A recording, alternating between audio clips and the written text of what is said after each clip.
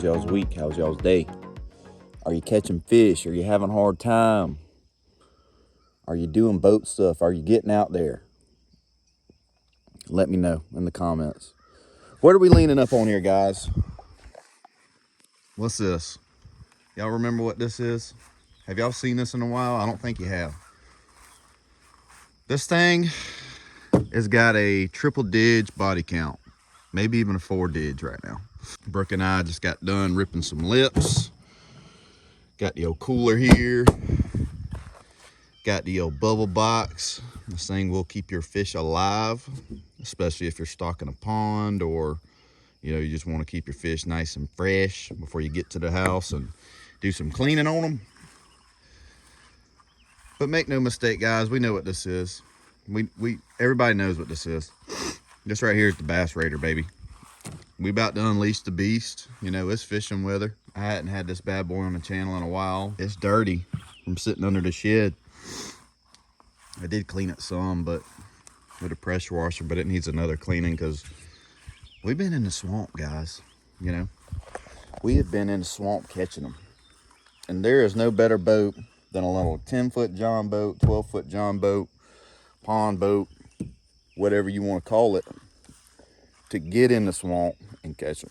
So, yeah. But why am I showing this video to you guys? What's the point of the video? Well, there's something that needs to go on this end, I believe. Down here in South Kakalaki, as you go to the river, any of the rivers for that matter, you're going to see an old boy on a John boat. It might be a 12-foot John boat. It might be a 14-foot. And he's going to have a 40 or 50 on the back of that joker. Now, there's no way I'm putting a 40 or a 50 on the back of this. Power to weight distribution, I think the 9.9 is going to do good. So, and the resale value is really good on a 9.9 too, by the way. Got a lot of lakes, a lot of ponds around here that have a max horsepower of 10, and you'll see a lot of people go for those 9.9s. So that is the plan. Take a look at some 9.9s and throw one on this bad boy and see what it's all about. If it don't work out, I might just pick up a small little John boat or something and throw it on there. But I haven't seen that many videos with a 9.9 horsepower on there, so why not? So that's what we doing today, baby. We knocked the dust off the old girl yesterday. Caught 45 brim in the swamp. The trailer is a work in progress. We got untreated lumber, folks. This is some of my craftsmanship. As y'all can see, it's not going nowhere. Be great to get back up in them hard to get areas and Santee Cooper and see if we can't get us a biggin. That's where the biggins live. They live where the bass boats can't go. But yeah, guys, that's the plan with this video. Appreciate y'all for tuning in. And let's go ahead and head to the store and see what we can find. All right, so we got this little 3-gallon Scepter fuel tank. Is rated that is 6 inches tall. Then this should fit perfectly up under the casting deck. Then we can put the casting deck back down. So I'm going to clean this up and get the tank kind of where I want it.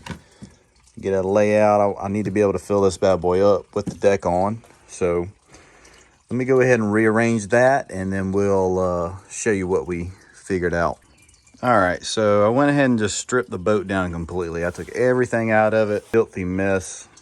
As you can see, it's all kind of gunk. There's actually crickets crawling around underneath here.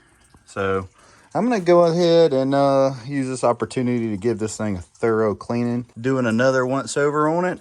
It's pretty dang clean. And as you can see, there's nothing in the Bass Raider now. So I'm gonna go ahead and get the tank in here. Fuel lines, we'll see what we're working with. All right, so this is what I've got so far. Kind of put the tank in here. Just kind of got a rope tied here to keep it from sliding back. I can also easily put gas in it. I got it mounted on the Bass Raider. Yeah, I mean, it looks like a little mini bass boat, in my opinion. I love it. I love how it looks. There is some play in the transom. Look at that. I might run this thing first with the transom like it is now. And then we will go from there. Another thing this little motor comes with its own gas tank, and it comes with all of this already hooked up. All right, so we got the Bass Raider properly on the trailer now with the outboard on the back and the trolling motor on the front. If you get one of these and it's hung up and you can't pull this, it's because of this little lock right here. It was hung up. I had to play with the throttle a little bit to get it back. Now if I work the throttle and forward, as you can see, it goes down, neutral is back up, reverse, blah blah blah. So all right, full choke, primed, water. Let's see what we got.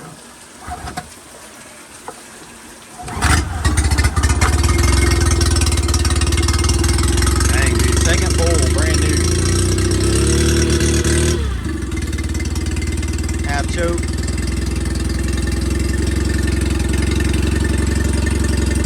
Oh man, dude, she purrs. Very quiet.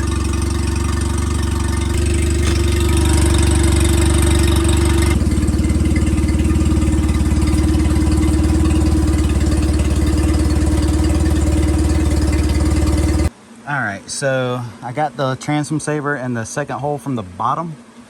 In my setup, I got a little roller down there on the trailer, and the motor's sitting about like that, which is kind of how the bass boat's sitting, just on a smaller scale. That takes a load off the transom, as you know, but that works pretty good, guys. That works pretty good. I'm happy with that. You know, just throw your bungee on here, and it's good. Call it good. So I did a little bit more. It is finally Saturday morning. This is the day that we are taking the Bass Raider out. So I've actually bought some of these little kayak lights, and I just screwed them to the wood here. And they're just battery powered. You can swap the batteries out in them. I added this rod holder all the way across the deck, so I could actually stack rods all the way across here, even though I'd never do that. And I got one of these little striker 4s from Walmart. It just something to read the speed on, and something to get us back to the hill if we venture too far off. It does down scan, it does clear view, and it's got a little map on it. So got that rolling. Got a mounted fire extinguisher there. And I got this cheap $2 ruler, this 36-inch ruler from Walmart, and mounted it here. That way I can measure fish across this deck. So it's coming together. And I did just pop my new registration sticker on there too, by the way. Anybody who's noticed that. All right, so we got it in the water and we're moving along. So I'm just gonna go ahead and say, first things first, you got to strengthen the transom up on this boat. I just kind of wanted to see how the boat would handle it, and this transom just straight up folded back. So that's going to be priority one, is getting that thing strengthened. I was sitting a little bit further back, but I definitely needed to move the seat further forward to kind of help out the balance of it. When I was further back, the nose of the boat just wanted to go straight up.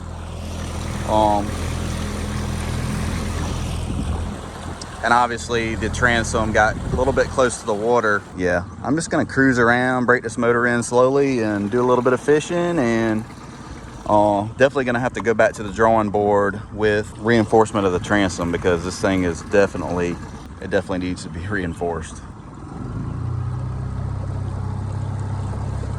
I just went to a spot right there. It's probably 5 inches of water. I mean, the tide has come out a lot in here. And all I did was just trim the motor up and went right through it like it wasn't nothing, dude. The Bass Raider, like I said, it can get through 3 to 5 inches of water. So as you can see, I got the motor trimmed way high. And we're getting right back in here to the landing. I'm gonna go ahead and get this thing back to the house and strengthen the transom up. So let's go. All right, so we are back at the house. I went ahead and took the time to sturdying this thing up. It took me about a week working on various different things, but it doesn't really matter.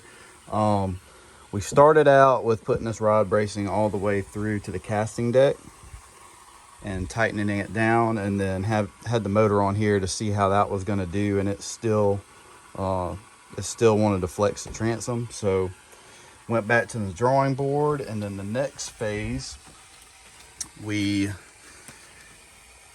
came back and I made the steel reinforcement and actually went through the transom with it. This is probably a little bit over eighth of an inch of thick steel. I welded this piece and painted it, and then it was just some metal I had laying around. I know you're really not supposed to use steel for this kind of stuff, but I can always take this off and take it to somebody and say, hey, make this with aluminum. But this right here strengthened it up the most, putting this piece up under here. I have 2 bolts going through the underside of the boat into the right here. As you can see, that's compressed it a good bit. And I also have 2 bolts going all the way through the top of the transom. So there's wood inside of this part. I took a long drill bit, 3/8 drill bit, and went all the way through, down through the metal, and then bolted it through the top as well. That strengthened it up really well, but like I said, it pulled this plastic in a lot. I said I might as well go ahead and make a bracket for the inside as well. That way it pulls everything together flat, you know, having that metal there, it kind of spreads the load out. And I also put just 2 self-tapping screws here to hold the front of this. I have this rod bracing attached, but I didn't want to have it in the walkway, if you will, because I like to put a cooler there for a live well sometimes. So I didn't want it in the way, so I ended up just kind of curving it to the edges, as you can see there. All right, so I got the motor back on here, and I'm just taking my hand and putting pressure. As you can see, I don't know if you can see it or not.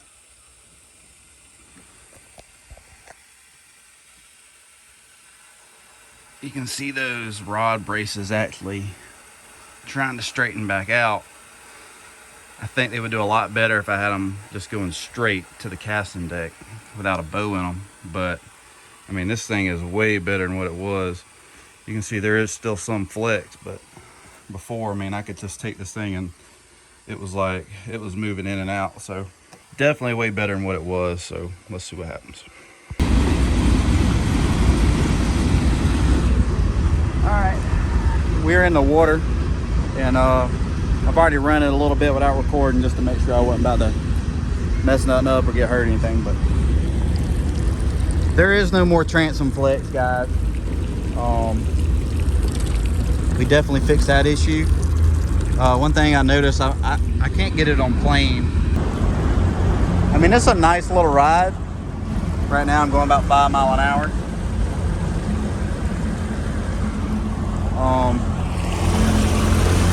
Still in the break-in period, so I'm trying not to force it around too much, but that's about half throttle.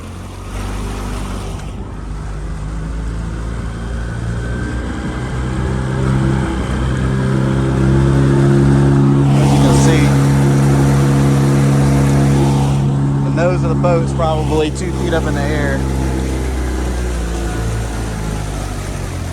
And it's just digging in. It's not wanting to actually get it on plane, so.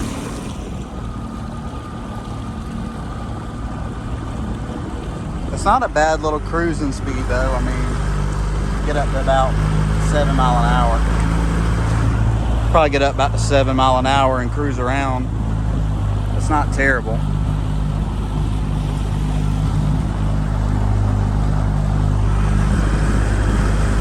Moving about 6 miles an hour right now. Half throttle.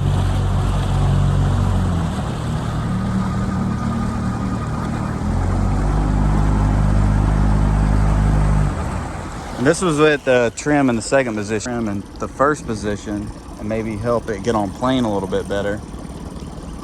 But I don't know why it's not wanting to do that. I'm gonna see if I can get in the a shallow area here and work on that and see if I can get that to work. Because I'm currently in the second trim position right now. All right, so we're on this little sandy beach, and I was able to get the motor trimmed all the way down. And all right, guys, so I'm back at the house. cleaning the motor out, got the muffs on there and letting it idle, but my phone died. But the verdict is, it would not get on plane. I put a 5-gallon bucket of water up front. Probably could use a little bit more weight on the front. But it would not get on plane. I tried the second trim tab. I tried the first trim tab. I didn't even try the third one. So it would not get on plane, guys. And, you know, it's a little bit disappointing, but what can you expect? It's a freaking bass raider. It's not meant for speed. It's meant to go in ponds and fish it in ponds. So that's where we're at with that. All right, guys, sorry about the choppiness of the video. I was having phone issues that day that I took it out. It was so hot, I think my phone was overheating. But bottom line is, I think the way I've got my bass raider set up is just too heavy with me in it to get it on plane. Unless I'm doing something wrong, feel free to comment and make some recommendations on how I can possibly get that jerker on plane. But the motor, I think, is good. If you go with a 5, or if you go with, I think the recommended is a 3.5. I mean, you may hang around that same speed of 5 miles an hour, so it might not matter to go up in horsepower to get not that much benefit out of it if it's not going to get on plane. I'd be anxious to take the casting deck off and lighten it up and see if we can get it on plane. That might be a fun experiment. But for right now, I mean, the way it is, you know, like how we like to fish it, it just doesn't make sense, I don't think, to go out and get a 9.9 horsepower for that kind of boat. It's not a waste because I planned on getting a little metal John boat anyway, and that motor will do great on there. It's kind of light too. I mean, you can take it and put it on one boat and move it to the other, depending on what kind of fishing you want to do. So that's the main reason why I got that motor. I mean, they're very versatile, and the resale value on them is great. Like I said, a 9.9 does pretty good for resale value. So thank y'all for watching, and if you liked the video, thumbs up, subscribe, see more, and feel free to, you know, leave some comments down below and make some recommendations on what I can do with the bass raider to possibly get it on plane or speed it up, or, you know, increase the performance a little bit. But I do plan on getting possibly getting a little metal boat, put that thing on. I think it would do great, you know, a lot lighter, and get a little bit more speed out of that 9.9. But thank y'all for watching, and we'll see you in the next one.